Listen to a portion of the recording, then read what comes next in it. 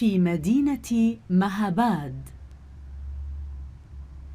انظروا، في هذه الساحة رفع القاضي محمد علم كردستان لأول مرة. حقاً؟ ومن هو القاضي محمد؟ القاضي محمد هو الذي أسس أول جمهورية كردية.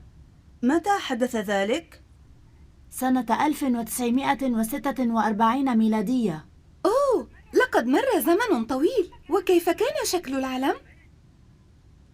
أخبرني جدي أن العلم كان من 3 ألوان: أحمر وأبيض وأخضر، وعليه سنبلة وشمس وقلم.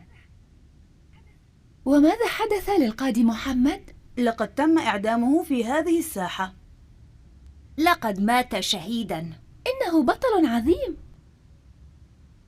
الآن إلى أين؟ هل سنزور كهف الثلوج؟ لا، لقد تأخر الوقت. كم كانت الرحلة جميلة ومفيدة.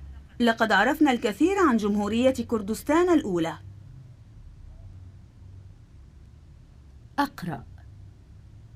زار الأصحاب السبعة مدينة مهاباد، ووقفوا في الساحة التي رفع فيها القاضي محمد علم كردستان لأول مرة سنة 1946.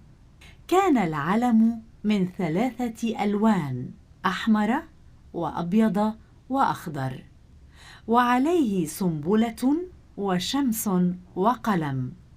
وعرف الأصحاب أن القاضي محمداً كان بطلاً ومات شهيداً.